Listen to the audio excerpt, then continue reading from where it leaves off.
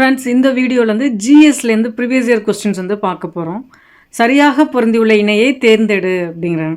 இது வந்து என்ன அப்படின்னா வந்து ஆங்கிலேய ஆட்சியின் கீழ் வந்து நில வருவாய் திட்டங்கள் வந்து இருக்குல்ல, அதை பற்றின கேள்விகள் தான் வந்து இது. ஜமீன்தாரி முறை அப்படின்னா வந்து அது வந்து ஒரு நிலச்சுவாண்டார் முறை தான் வந்து சொல்லுவாங்க. மகள்வாரி முறை அப்படின்னா வந்து சொந்த சாகுபடி முறை வராது, இனவாரி முறை வரும். ஸோ வில்லியம் பெண்டிங் அவர்கள் தான் வந்து மகள்வாரி முறையை வந்து கொண்டு வந்திருப்பாங்க. இதே ரயத்வாரி முறை அப்படின்னா வந்து தாமஸ் மன்றோ தான் ரயத்வாரி முறையை கொண்டு வந்திருப்பாங்க. அது வந்து சொந்த சாகுபடி முறை அப்படிம்பாங்க. நில உடைமை முறைனா நிலங்களுக்கான உரிமை மற்றும் நிர்வகித்தல் பற்றியது.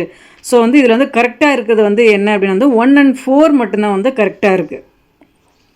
ஜமீன்தாரி முறை அப்படின்னா வந்து நிலச்சுவாண்டார்கள் முறை அப்படின்னு சொல்லுவாங்க. காரன் வாலிஸ் பிரபு தான் வந்து கொண்டு வந்திருப்பாங்க. நிலையான நில வருவாய் திட்டம் அப்படிங்கிற மாதிரி. ஜமீன்தாரி முறை வந்து நிலச்சுவாண்டார்கள் முறைங்கிறது கரெக்டு. மகள்வாரி முறை வந்து வில்லியம் பெண்டிங் பிரபு வந்து இனவாரி முறை வரும். ரயத்வாரி முறை என்ன தாமஸ் மன்றோ வருவாங்க, சொந்த சாகுபடி முறை. நில உடைமை முறை அப்படின்னா நிலங்களுக்கான உரிமை மற்றும் நிர்வகித்தல் பற்றியது. ஸோ இதில் கரெக்டாக ஆப்ஷன் கரெக்டாக இருக்கிறது 1 and 4 மட்டும்தான் கரெக்டாக இருக்குது. அடுத்து பாருங்கள், பின்னலாடைகளை ஏற்றுமதி செய்யும் வந்து திருப்பூரின் வேறு பெயர் எது அப்படின்னா திருப்பூர் அப்படின்னாவே வந்து பின்னலாடையின் நகரம் அப்படின்னு தான் வந்து சொல்லுவாங்க. ஸோ திருப்பூர் அப்படின்னா வந்து பின்னலாடை நகரம். ஆசியாவின் டெட்ராய்டு அப்படின்னா சென்னை தான் சொல்லுவாங்க. நூல் கிண்ணம் அப்படின்னாலும் வந்து சென்னை அதை தான் சொல்லுவாங்க.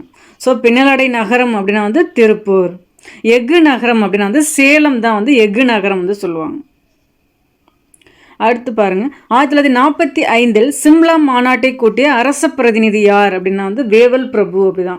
வேவல் திட்டம் அப்படின்னு கூட வந்து சொல்லுவாங்க. 1945 ஜூன் 14 அதுதான் வந்து வேவல் திட்டம் அப்படின்னு சொல்லுவாங்க. ஸோ 1945 சிம்லா மாநாட்டை கூட்டிய அரச பிரதிநிதி யார் அப்படின்னா வந்து வேவல் பிரபு. அட்லி வந்து எப்படி இருப்பாங்கன்னா பிரதம அமைச்சராக இருப்பாங்க. தொழிற்கட்சி சார்பாக வந்து வின் பண்ணியிருந்திருப்பாங்க இங்கிலாந்தில். ஸோ நீங்கள் அந்த ஆப்ஷன்ஸ் வச்சு நீங்கள் செக் பண்ணலாம். மவுண்ட் பேட்டன் பிரபு அவங்க வந்து என்னென்னா 1947 தான் வந்து இந்தியாவுக்கு வந்திருப்பாங்க அரசு பிரதிநிதியாக. லின் லித்கோ பிரபுக்கு வேவல் பிரபுக்கு முன்னாடி தான் வந்து லின் லித்கோ பிரபு வந்து இருந்திருப்பாங்க. நீங்கள் அந்த 6 வயசு நோட் பண்ணிங்க அப்படின்னாவே தெரியும். லின் லித்கோ பிரபு, வேவல் பிரபு, அதுக்கப்புறம் தான் மவுண்ட் பேட்டன் பிரபு வந்து வருவாங்க. கிளமன் அட்லி வந்து அரசு பிரதிநிதியாக வரமாட்டாங்க. அவங்க இங்கிலாந்தில் வந்து வின் பண்ணியிருப்பாங்க. தொழிற்கட்சி சார்பில் வந்து வின் பண்ணி பிரதமராக இருந்திருப்பாங்க. நமக்கு சுதந்திரம் கொடுக்கும்போது அட்லி தான் வந்து பிரதமராக இருந்திருப்பாங்க. ஸோ 1945 வந்து உங்களுக்கு தெளிவாக தெரியலை அப்படின்னா அந்த பீரியடில் இருந்தது யார் அப்படின்னா வந்து வேவல் பிரபு தான். அப்போ தான் வேவல் திட்டம் ஒன்று கொண்டாந்துருப்பாங்க 1945 ஜூன் 14.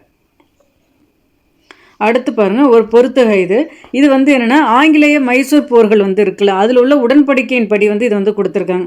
மங்களூர் உடன்படிக்கை வந்து என்ன 1784 அப்படிங்கிறாங்க. இதே பாரிஸ் உடன்படிக்கை வந்து 1783. ஸ்ரீரங்கப்பட்டின உடன்படிக்கை வந்து 1794. அலகாபாத் உடன்படிக்கை 1765. மங்களூர் உடன்படிக்கை 1784. பாரிஸ் உடன்படிக்கை 1783. ஸ்ரீரங்கப்பட்டின உடன்படிக்கை 1794. அலகாபாத் உடன்படிக்கை 1765.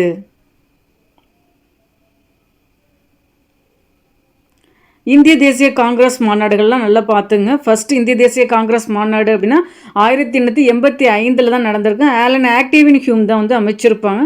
அதன் முதல் மாநாடு வந்து பம்பாயில் நடக்கும். 1885 உமேஷ் சந்திர பானர்ஜி தான் வந்து தலைவராக வந்து இருந்திருப்பாங்க. மும்பையில் 1885 WC பானர்ஜின்னு கூட வந்து சொல்லுவாங்க. இதே 1886 வந்து கல்கத்தாவில் தான் நடந்திருக்கும். அதில் வந்து தலைவர் யார் இருந்திருப்பாங்கன்னா தாதாபாய் நவ்ரோஜி வந்து இருந்திருப்பாங்க. 1887 அப்படின்னா வந்து சென்னையில் தான் பக்ருதீன் தியாப்ஜி இருந்திருப்பாங்க. அதையும் நோட் பண்ணிக்கோங்க. ஃபஸ்ட்டு 3 வந்து ரொம்ப முக்கியம், எப்பயுமே பார்த்துக்குங்க. அதில் வந்து ஃபஸ்ட்டு காங்கிரஸ் மாநாட்டிலே மொத்தம் எத்தனை பேர் கலந்துருப்பாங்கன்னா 72 பேர். அதில் வந்து 22 பேர் வந்து சென்னையை சார்ந்தவர்கள் அப்படின்னு சொல்லியிருப்பாங்க. அதையும் நோட் பண்ணிக்கோங்க, கேட்டிருக்காங்க. ஃபர்ஸ்ட் இதில் பாருங்கள், இந்திய தேசிய காங்கிரஸ் மாநாடு நடைபெற்ற இடங்கள் அப்படின்னு. ஸோ சென்னை வந்து 1887 அப்படின்னு வந்து சொல்லிட்டோம். டெல்லி வந்து என்ன சொல்கிறாங்க 1932 தான் வந்து டெல்லி. இதே லாகூர் காங்கிரஸ் மாநாடு வந்து 1893. அலகாபாத் வந்துன்னா 1888. சென்னை வந்து 1887. டெல்லி 1932. லாகூர் வந்து 1893. அலகாபாத் வந்து 1888. மெட்ராஸ் வந்து 1887 மெட்ராஸ் காங்கிரஸ் மாநாடு கூட ரொம்ப முக்கியம். மொத்தம் வந்து 607 பேர் வந்து கலந்துருப்பாங்க அந்த சென்னை காங்கிரஸ் மாநாட்டில். அதில் வந்து சென்னையை சார்ந்தவர்கள் மட்டும் வந்து 362 பேர் இருந்திருப்பாங்க. ஏன்னா அது புக்லேயே கொடுத்துருக்காங்க அப்படிங்கிறதுல நோட் பண்ணிக்கோங்க, சம்டைம்ஸ் கேட்கலாம். அடுத்து மூக்நாயக் இதழை அம்பேத்கர் எந்த மொழியில் வந்து வெளியிட்டார் அப்படிங்கிறாங்க. ஃபர்ஸ்ட் வந்து மூக்நாயக் அப்படின்னா வந்து அந்த இதழின் ஆசிரியர் யார் அப்படின்னு ஃபஸ்ட்டு தெரிஞ்சுக்கோங்க, அம்பேத்கர். அப்புறம் அது என்ன மொழி அப்படின்னா மராத்தி மொழியில் தான் வந்து வெளியிட்டிருக்காங்க அப்படின்னா. அம்பேத்கர் பற்றின கேள்விகள் வந்து என்ன அப்படின்னா வந்து அவர் வந்து பாரத ரத்னா வந்து எந்த ஆண்டு கொடுத்தாங்க அப்படின்னா 1990 தான் வந்து கொடுத்துருப்பாங்க, அதையும் நோட் பண்ணிக்கோங்க. முதல் சட்ட அமைச்சராக வந்து இருந்திருப்பாங்க, அரசியல் நிர்ணய சபையின் வரைவுக்குழு தலைவராக இருந்திருப்பாங்க. இயர் வந்து என்ன அப்படின்னா 1947 ஆகஸ்ட் 29 கேட்டிருக்காங்க, நோட் பண்ணிக்கோங்க. அரசியலமைப்பு நிர்ணய சபையின் வரைவுக்குழு தலைவர், அரசியலமைப்பின் தந்தை எனவும் வந்து அழைக்கப்படுவார், பாபா சாஹேப் எனவும் அழைக்கப்படுகிறார். அதெல்லாம் இவரை பற்றின கேட்ட கேள்விகள் நோட் பண்ணிக்கோங்க. அம்பேத்கர் பாரத ரத்னா 1990 கொடுத்துருப்பாங்க. சந்திரிகையின் கதை யாரோடு தொடர்புடையது அப்படின்னா வந்து சந்திரிகையின் கதை அப்படிங்கிறது ஒரு உரைநடை நூல். அது வந்து பாரதியாரோட நூல். தராசு, சந்திரிகையின் கதை ரெண்டுமே வந்து உரைநடை நூல்கள். அதன் ஆசிரியர் யார் அப்படின்னா பாரதியார். தாகூரின் மனைவி யார் அப்படின்னா வந்து மிருணாளினி தேவி அப்படிங்கிறாங்க. தாகூரின் மனைவி மிருணாளினி தேவி. ஸோ இது மாதிரி கேட்க வாய்ப்பு இல்லை, பார்த்துங்க. இந்திய தேசிய இராணுவத்தை நிறுவியவர் யார் அப்படின்னா வந்து கேப்டன் மோகன் சிங் தான் வந்து நிரூபிப்பாங்க. நமக்கு டவுட்டாக இருக்கும், சுபாஷா மோகன் சிங்கா அப்படிங்கிறது இந்திய தேசிய இராணுவத்தை வந்து நிறுவியவர் யார் அப்படின்னா வந்து கேப்டன் மோகன் சிங். அதுக்கப்புறம் தான் வந்து அதை வந்து வழிநடத்தி சென்றிருப்பாங்க சுபாஷ் சந்திர போஸ். எந்த இயர் அப்படின்னா வந்து 1943 பிப்ரவரி மந்த்து தான் வந்து சுபாஷ் சந்திர போஸ் வந்து கையில் எடுத்திருப்பாங்க. ஸோ ஃபஸ்ட்டு நிறுவனது யார் அப்படின்னா வந்து இந்திய தேசிய இராணுவத்தை வந்து கேப்டன் மோகன் சிங்.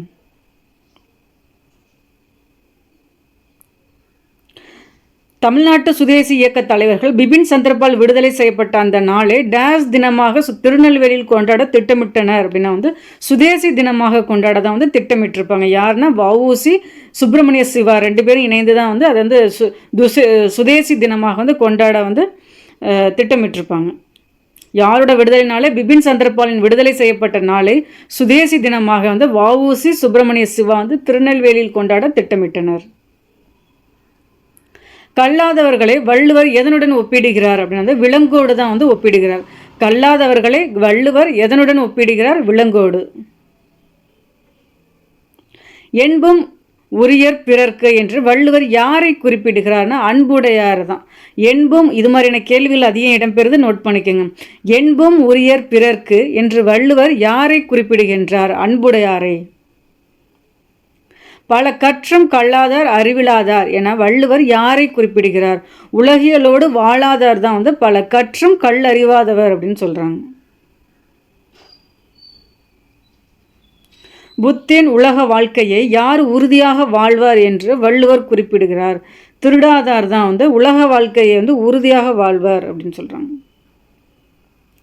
பொருள் இல்லாரை எல்லாரும் எள்ளுவர், அந்த திருக்குறள் அப்படியே சொல்லியிருக்காங்க. பொருள் இல்லாரை எல்லாரும் எள்ளுவர், இவ்வாறு தான் வள்ளுவர் குறிப்பிடுகிறார் அப்படிங்கிறாங்க. ஐம்புலன்களையும் அடக்கி ஆள்வதையும் அம்புலன்கள் விரும்புவனற்ற எல்லாம் விட்டு விடுவதையும் எதற்குரிய இலக்கணமாக வள்ளுவர் குறிப்பிடுகிறார் அப்படின்னா வந்து துறவு. ஐம்புலன்களையும் அடக்கி ஆள்வதையும் அப்புலன்கள் விரும்புவனவற்றை எல்லாம் விட்டு விடுவதையும் துறவுக்கு இலக்கணமாக வள்ளுவர் குறிப்பிடுகிறார்.